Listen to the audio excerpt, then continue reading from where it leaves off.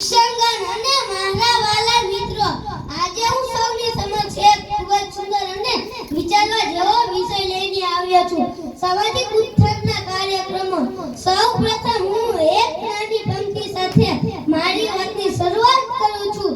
સપના એ જ સાચા બને છે જેના મહેનતનો સાથ મળે છે. સપના એ જ સાચા બને છે જેના મહેનતનો સાથ મળે છે. અને સમાજ એ જ આગળ વધે છે જ્યાં દરેકને સમાજ માન મળે છે. મિત્રો, આપણે બધા પણ સમાજનો એક નાનો ભાગ છીએ. સમાજ માત્ર ઈટ પથ્થરના મકાનોથી નથી બનતું, પરંતુ તેમાં રહેતા લોકોના વિચારો, સંસ્કાર અને એકતાથી બને છે.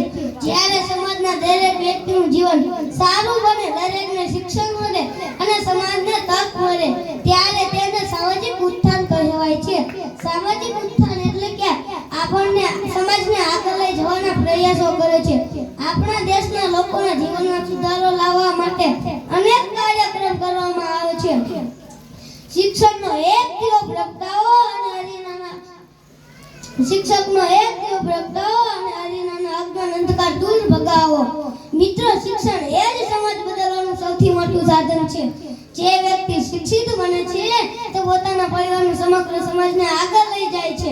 દીકરીઓને શિક્ષણ આપવું ખૂબ જ જરૂરી છે, કારણ કે એક શિક્ષિત દીકરી આખા પરિવારનું ભવિષ્ય ઉજ્જવળ બનાવી શકે છે. અસ્તુ. જય હિન્દ, જય ભારત.